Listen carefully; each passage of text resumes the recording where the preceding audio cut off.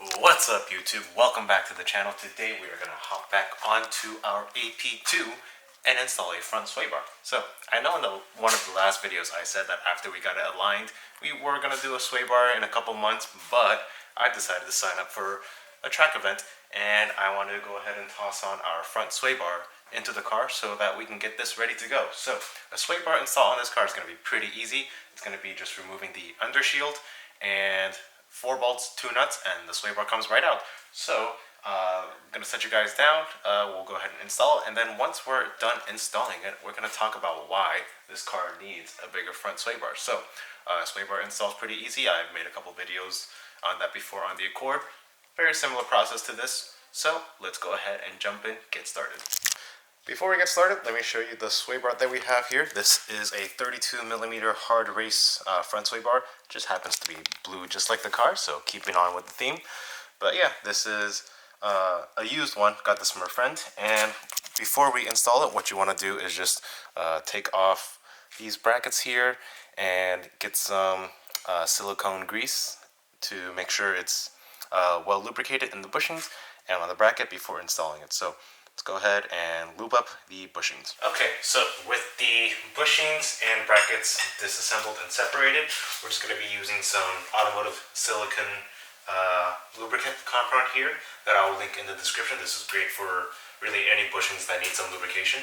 And just go ahead and just smear it within the inside of these bushings and along the outside as well. Pretty simple, so we'll just go ahead and do that.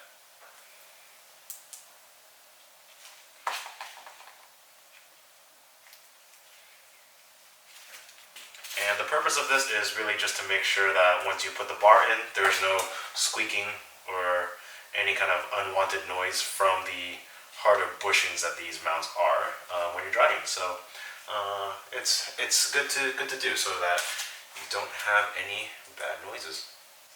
Alright, and then with one done, just go ahead and slide it back over the sway bar. And you can be pretty generous with this stuff. You know, don't be too shy with really using a lot.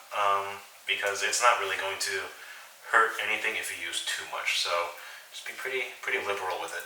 Alright, and with that done, the next thing to do is to jack up the car and get this installed. So I'm going to put you guys on a time lapse and get this installed.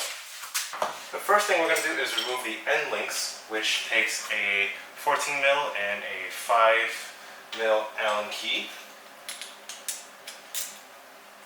So we're going to go ahead and get these on there.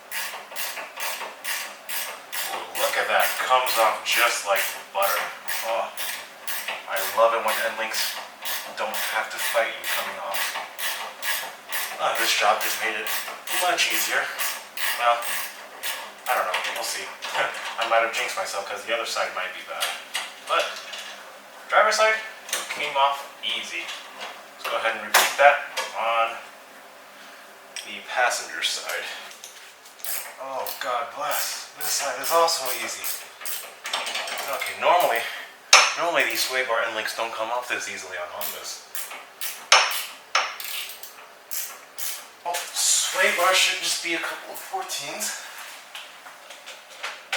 And they should just pop right out.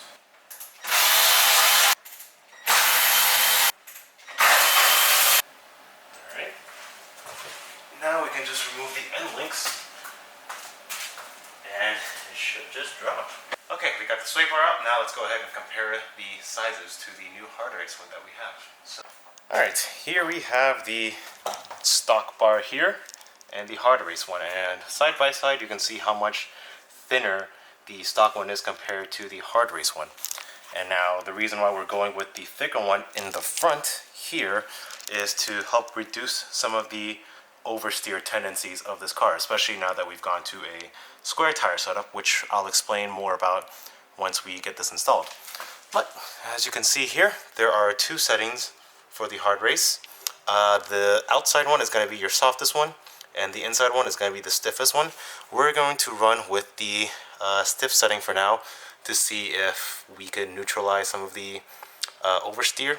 If we find that it's too understeery, we can always switch it out to the softer one. So pretty straightforward. It's going to be the reverse process of all of this. And once we have this installed, I'm going to go into detail as to why we're upgrading the front on this car. So everything's going to be the same, but in reverse order. I'll see you guys once we have it installed. Alrighty, the car is buttoned up. This was a quick 30-minute install. Honestly, sway bars are one of the best bang for buck mods that you can do to any car. But now that this is all buttoned up, let's have a chat about sway bars and what they do to your car handling wise. Okay, sway bars. I apologize if I look a little dirty. I didn't really clean up after installing this, but sway bars. Let's talk about the S2000 setup from the factory. So the AP2 from the factory comes on a staggered tire setup, meaning you have two 15s in the front and two 45s in the rear. The fronts are smaller than the rear. And with that, you have, with smaller tires in the front, you typically will have less front grip. And in this car, that's probably a little for the better, since it will have a natural tendency to oversteer. So you want a little more grip in the rear. Now, what I've done on this car without really researching is I went to a square setup. I went 245s all around. And with that increased grip in the front, now when you're taking a turn under load, you have more contact patch on that front tire.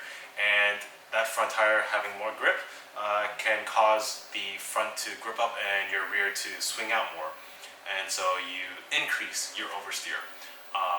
And on a rear-wheel drive car, that may not be the most ideal because you want to have a fine balance. So the reason why we went with a stiffer or bigger sway bar in the front is to help counteract that by kind of lifting the outside or inside wheel during the turn up so that you don't have too much grip in the front, and you can neutralize that oversteer a little more.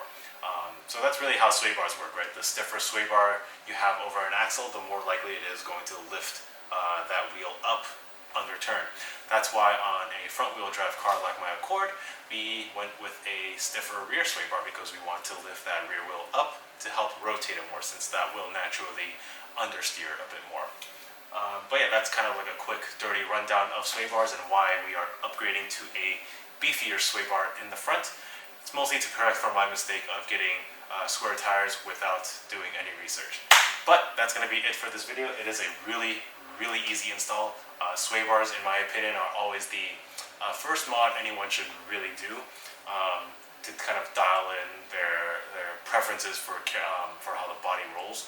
On my Accord, a rear sway bar was the first thing I did because the rear sway bar on that was very tiny, and so I wanted to kind of make that car feel more planted. In this car, it wasn't the first mod I did, but it was something that I was planning on doing anyways. It just so happens that we're going to the track sooner than expected, so we're going to start prepping it by making sure we don't oversteer into a wall. So, without further ado, that's going to be it for today's video. So, hit that subscribe button if you enjoyed that content, and be sure to follow my Instagram at Cubinia for some behind the scenes stuff. Really, this car, performance and mod wise, I'm pretty happy with where it's at. I like the ride height with these Swift springs, and with the sway bar in the front, this should hopefully help neutralize the handling characteristics of this car. And so we'll find out in a couple of weeks when we head over to the track. So yeah, that's going to be it for today's video. So yeah, that's going to be it for today's video. I will catch you guys in the next one. I hope you guys have a wonderful day, and peace out. Take care.